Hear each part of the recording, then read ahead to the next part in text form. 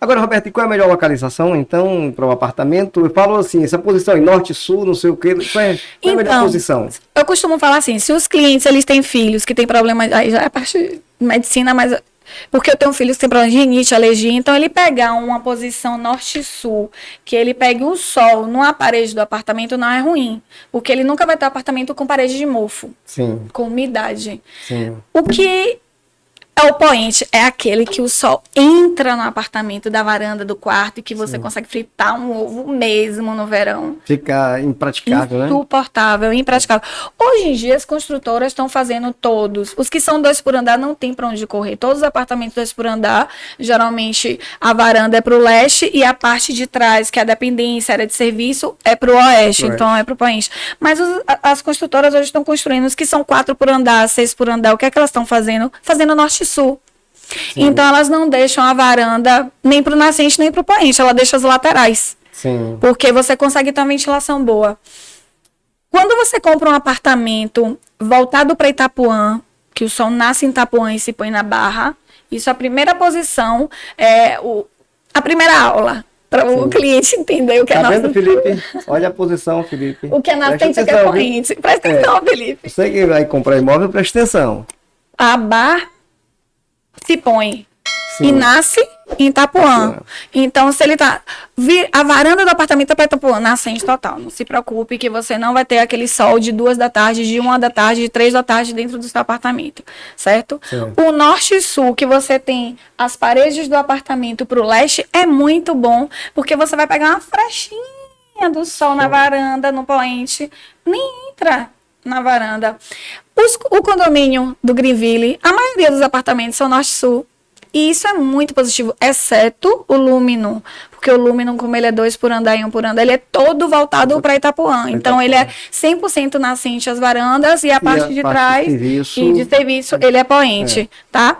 E exceto o Corredor da Vitória, que para você ter a vista mais bela, você fica 100% pro poente. A vista mais bela, 100%. Não é? A vista mais bela é 100%. Se você quer ver a avenida, você vai para frente, mas você quer desfrutar. Ver aquela Bahia maravilhosa de Todos os Santos, vai estar pro poente. Tem que estar pro poente. Então, assim, aí o ideal é quando o apartamento tem 1 por andar, porque aí você tem as duas coisas. Você tem o nascente de um lado e você tem o poente do outro, uma vista maravilhosa. Você corre de um lado para o outro. Isso. Agora quer ver uma posição que você fala assim, Roberto, a posição que você não compraria.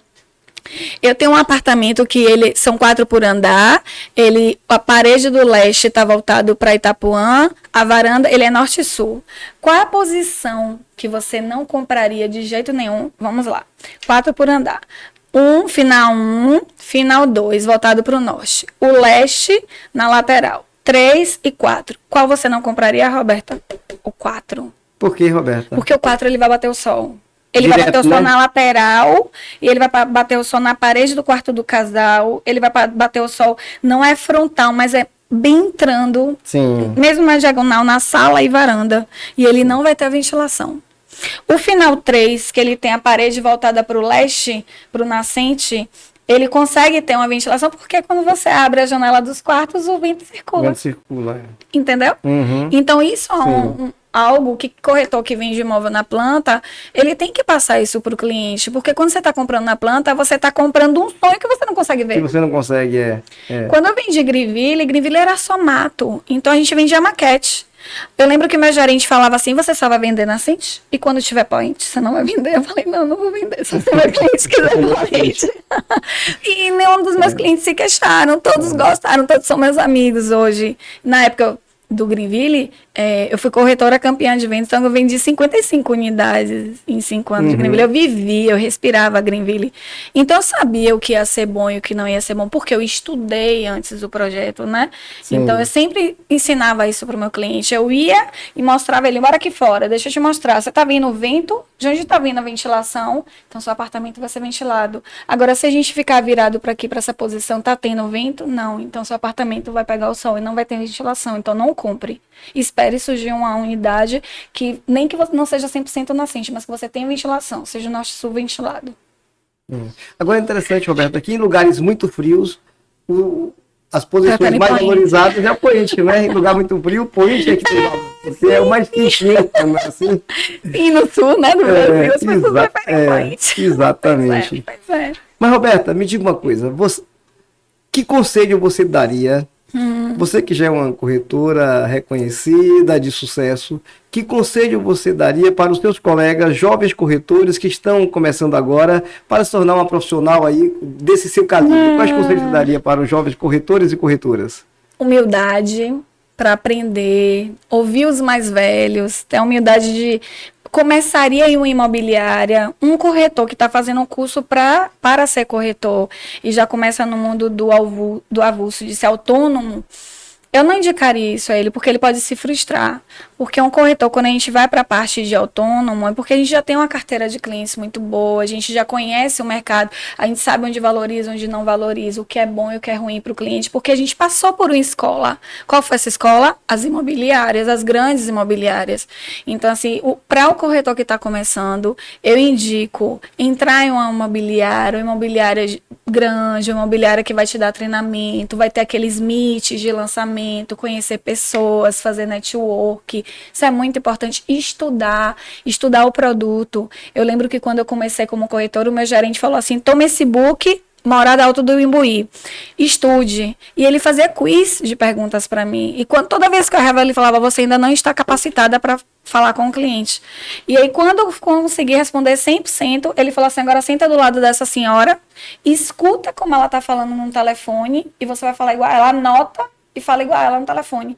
E ele me deu uma lista de números fixos. Não sei se você lembra, há 13 anos atrás nem todo mundo tinha celular, era muito número fixo. Então eu ligava: tá trabalhando, não tá em casa. Aí eu ficava até 9 da noite na imobiliária para tentar conseguir falar com os moradores, as pessoas da lista, para oferecer o produto. Mas eu ofereci o produto porque eu já tinha conhecimento do produto. Eu sabia a metragem do quarto do casal, metragem da varanda, 2 torres, o tamanho da área total do condomínio. E eu vendi um sonho porque estava no chão. Só tinha mato, que era o Morada Alto do Imbuí, então, da Cirela. Então, eu vendia por telefone, para encantar o cliente por telefone, para ele ir no stand para conhecer o projeto.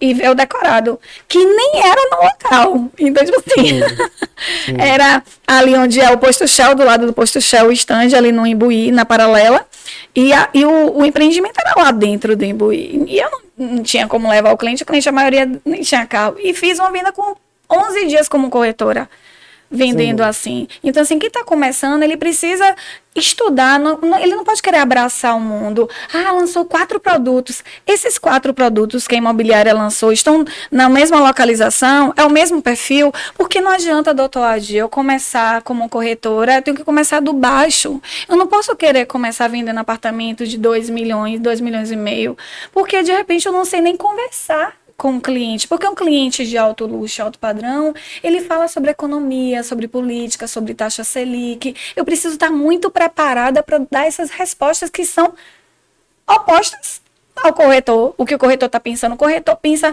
não, eu só vou mostrar apartamento, vou falar da valorização da localização, vou falar que o acabamento, que vai vir o piso de Bege Bahia. Não é isso.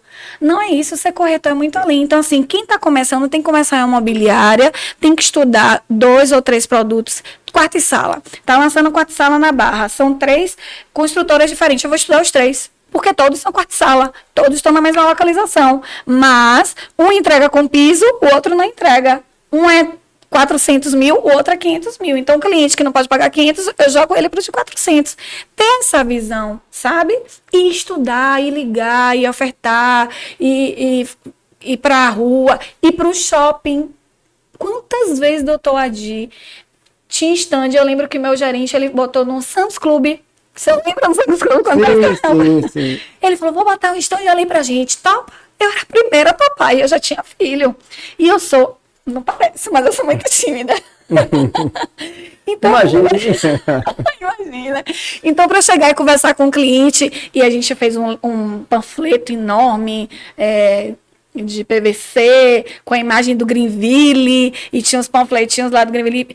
Roberta, a gente não tem muito panfleto. O que a gente fazia? A gente fazia os plantões, que ficava de tal horário.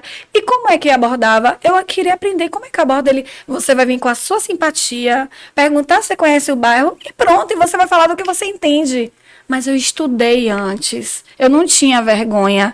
Eu lembrei que eu tinha conta para pagar e que era autônoma, então eu tinha que ir em busca do leão para poder matar e comer. Então, Corretor que está começando, muitos desistem porque não começam no lugar certo.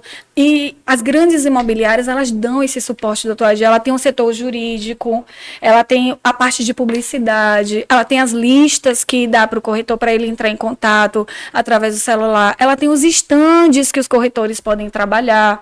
E quando você é autônomo, não, é você sozinho.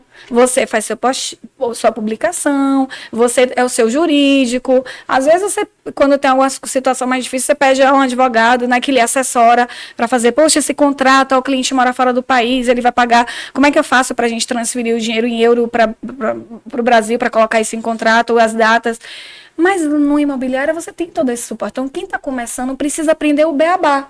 Uma criança, ela não tem que ir para a escola para aprender a ler e escrever. Um corretor que quer ser um grande corretor, um bom corretor, ele tem que começar na imobiliária para ele entender de localização, de valorização, de metro quadrado, taxa Selic, para ele entender quem é a construtora Moura do B, quem foi a Cirela, o Leparc, quem construiu a Cirela, ter propriedade nas informações, ter propriedade em falar como o empreendimento vai ser entregue.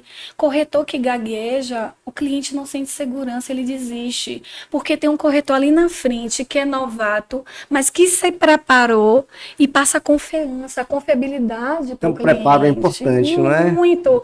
E as grandes imobiliárias, elas dão esse suporte para o corretor, sabe? E eles precisam ter essa humildade de começar com o beabá dentro de uma imobiliária. Pronto.